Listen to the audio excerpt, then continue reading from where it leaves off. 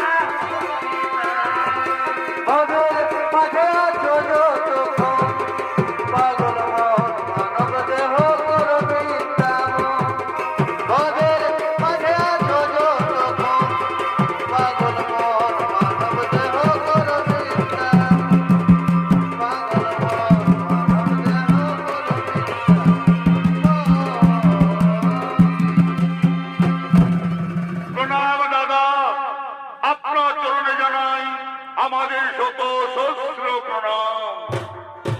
ওরে ভাই ভরত, বল কেন অযোধ্যা ছেড়ে চিত্তগুর পর্বতে এসেছিস ভাই? দাদা, আপনি নেই অযোধ্যায়, অযোধ্যায় শূন্যকার হয়ে গেছে দাদা। আপনি নেই অযোধ্যায়, অযোধ্যায় শ্মশানে পরিণত হয়ে গেছে। তাই তো আপনার কাছে আমরা এসেছি দাদা। ওরে ভাই ভরত, বলে বাঁচল বলে কুশলে আছেন তো? আমার পিতা আমার মাতারা কেমন আছেন ভাই? দাদা, ও কথা আপনি বলবেন না দাদা। আপনি চলে এলেন বনবাসে, আর আপনার শোকে আমাদের পিতা হারাম হারাম করতে করতে তিনি চলে গেলেন স্বর্গবাসে। পিতা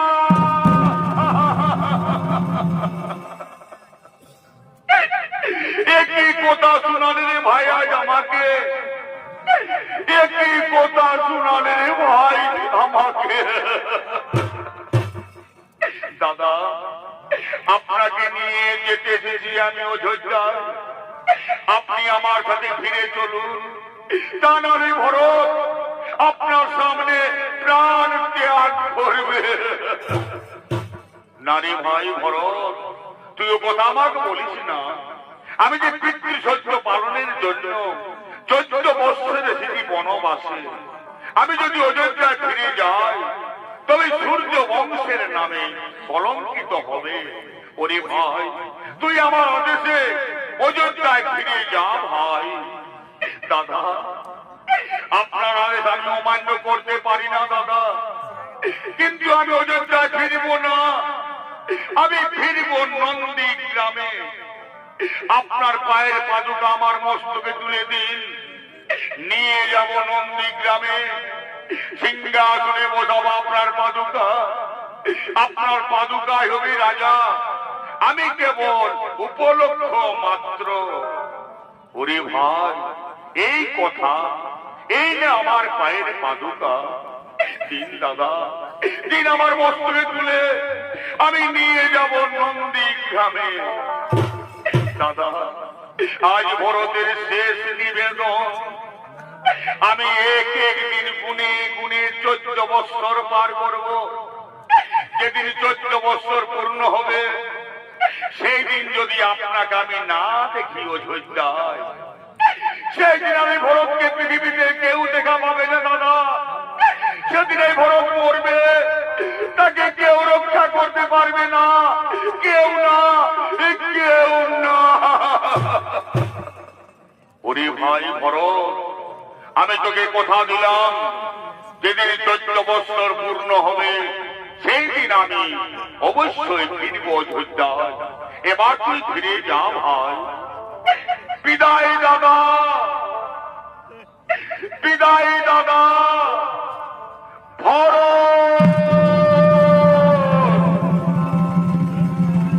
বিদায় দাদা।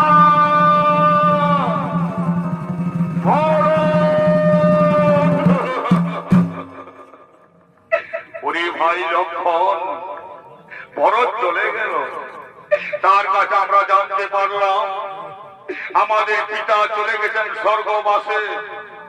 তাই তো পুত্রের কর্তব্য হলো পিতাকে পিণ্ড দান করা।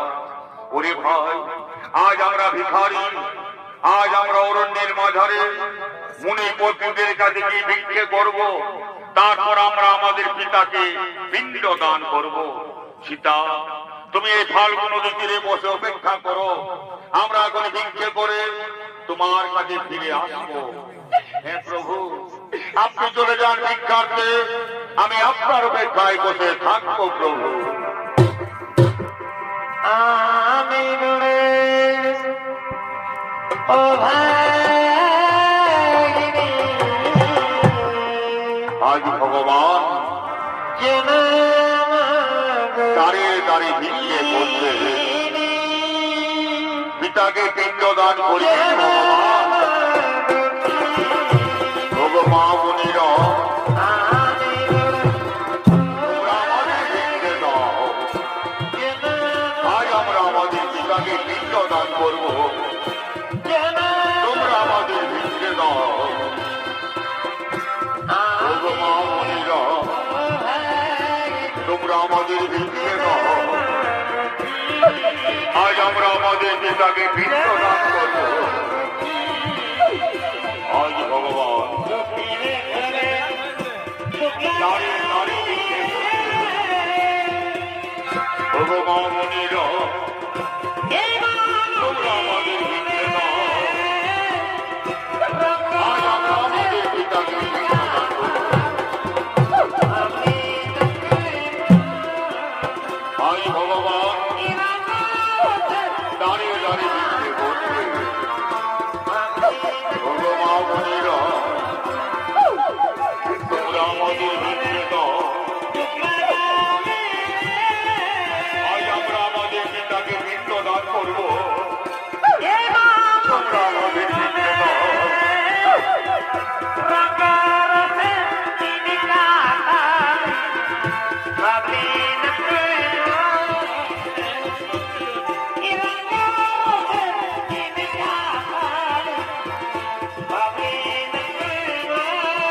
ভগবান মুনিরা, তোমরা আমাদের ভিক্ষে দাও।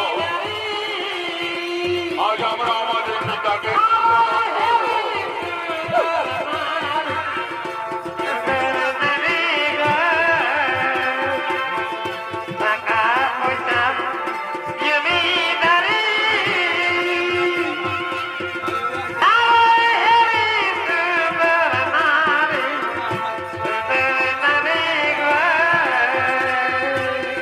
টাকা পয়সা জমিদারি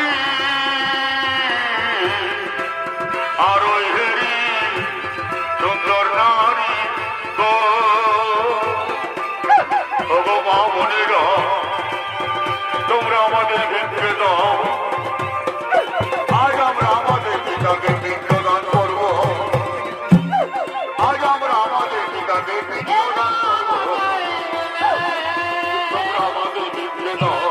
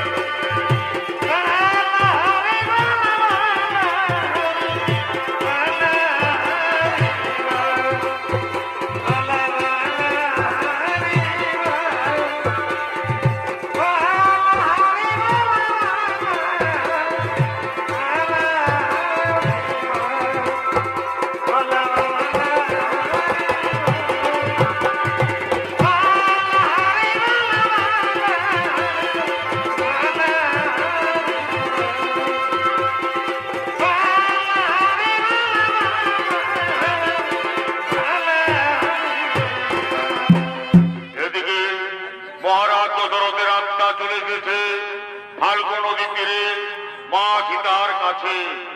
একে নিয়ে মহারাজ মা সীতাকে বলছে, মা সীতা, মা গো, আমি তোমার কাছে এসেছি মা। হে পিতা, আপনার চরণে আমার শতকোটি প্রণাম পিতা, আপনার চরণে আমার শতকোটি প্রণাম গ্রহণ করুন পিতা। তথাস্তু মা সীতা। এই মা সীতা, আমার ছেলেরা আমাকে পিণ্ড দান দেয়নি মা, তাই তো আমি স্বর্গে যেতে পারি না মা। আমার জন্য স্বর্গের দ্বার চিরতরে বন্ধ হয়ে আছে। হে পিতা, আপনার ছেলে গেছে ভিক্ষে করতে, উনারা ফিরে এলেই আপনাকে পিণ্ড দান করবেন পিতা। ততক্ষণ আপনি আমার কাছে বসে অপেক্ষা করুন পিতা। না মা সীতা, না, আমার কাছে বসে থাকার অপেক্ষার সময় নেই মা। আমার যদি তাড়াতাড়ি পিণ্ড দান করা না হয়, তবে আমি কোনোদিন স্বর্গে যেতে পারবো না মা। তাই হে মা সীতা, তুমি আমাকে পিণ্ড দান করো মা। হে পিতা, আজকে আমার কাছে কিচ্ছু নেই পিতা, আজকে আপনার পুত্রবধূ ভিখারিণী পিতা, আমি আপনাকে কিসের পিণ্ড দান করবো পিতা? আমি আপনাকে কিসের পিণ্ড দান করবো পিতা?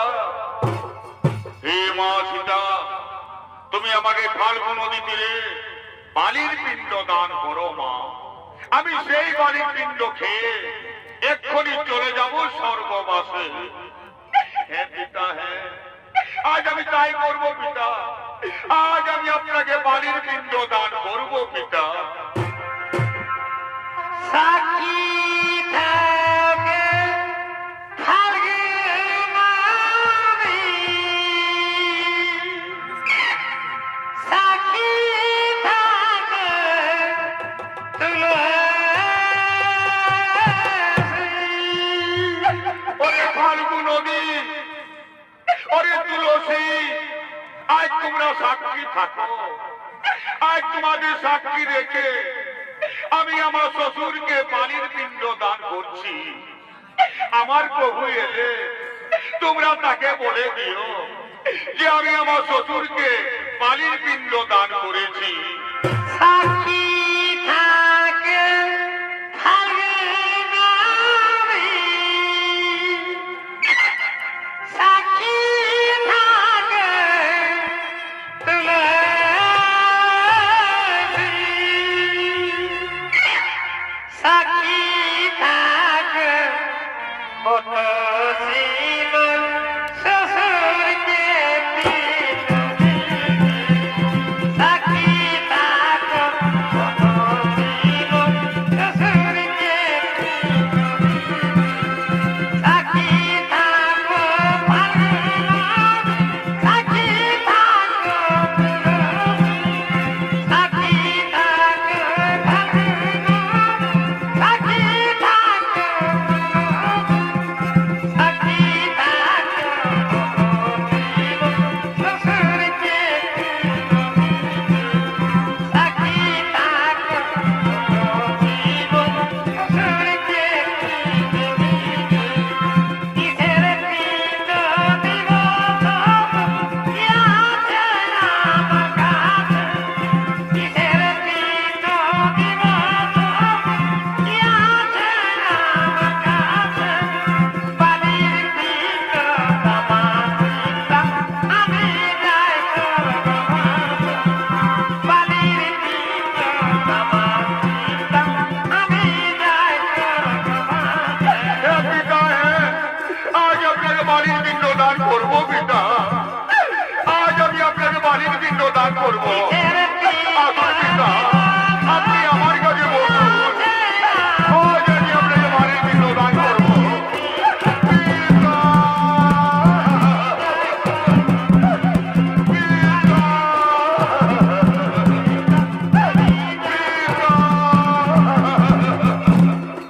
ধন্য মা, ধন্য মা সীতা, তুমি আমাকে বালির পিণ্ড দান করলে মা।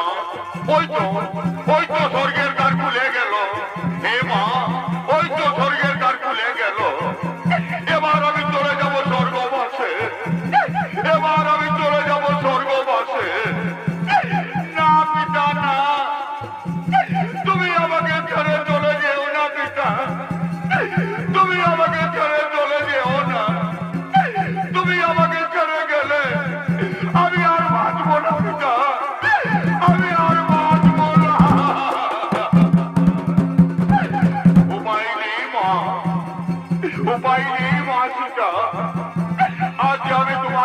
থাকতে পারবো না মা, আজ আমি তোমার কাছে থাকতে পারবো না।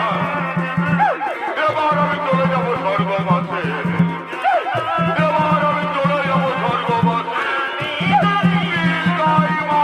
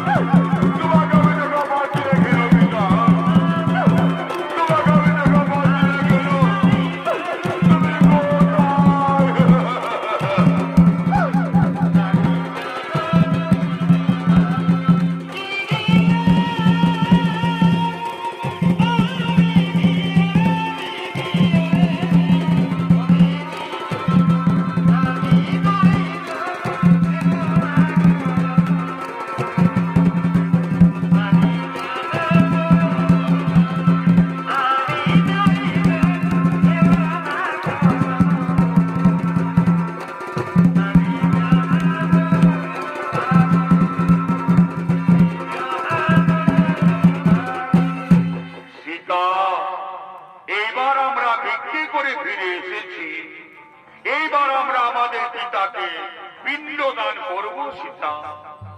হে প্রভু, আপনি চলে গেলেন ভিক্ষা করতে, তখনই আমাদের পিতা আমার কাছে এসেছিলেন এই ফাল্গু নদীর তীরে।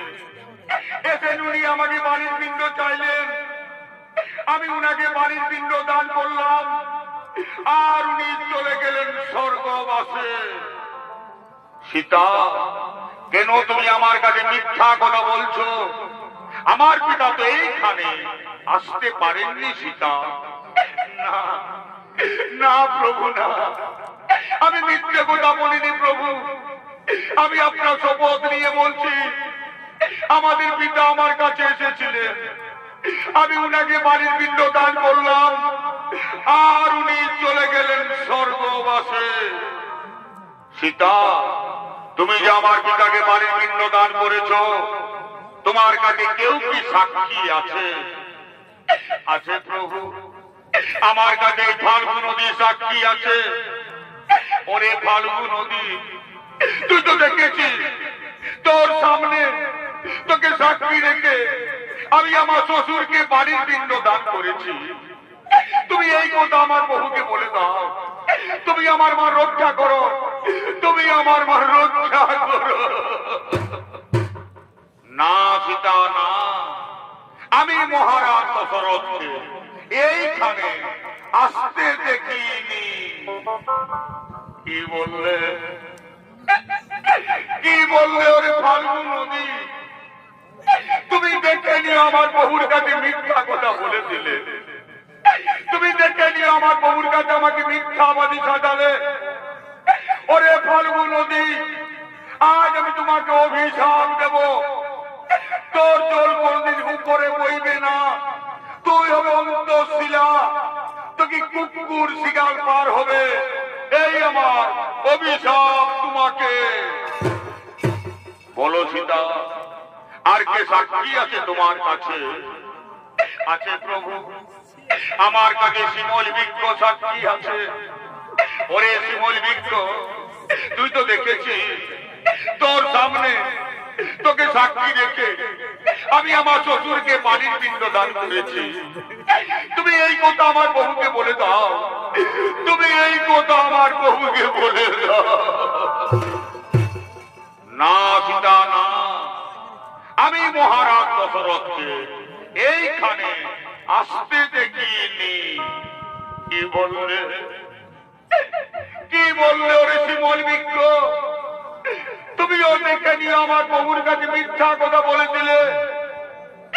ওরে শিমল বৃক্ষ, আজ আমি তোমাকে অভিশাপ দেব, তোর ফুলে সুগন্ধ থাকবে না, তোর ফুলে দেবতাদের পূজায় কোনোদিন লাগবে না। এই আমার অভিশাপ তোমাকে। বলো সীতা, আর কে সাক্ষী আছে তোমার কাছে? আছে প্রভু, আমার কাছে মা তুলসী সাক্ষী আছে। মা গো, তুমি তো দেখেছো মা, তোমার সামনে তোমাকে সাক্ষী রেখে আমি আমার শ্বশুরকে বাড়ির পিণ্ড দান করেছি। তুমি এই কথা আমার বহুকে বলে দাও, তুমি আমার মান রক্ষা করো, তুমি আমার মান রক্ষা করো। না সীতা না, আমি মহারাজ দশরথকে এইখানে আসতে দেখিনি। মা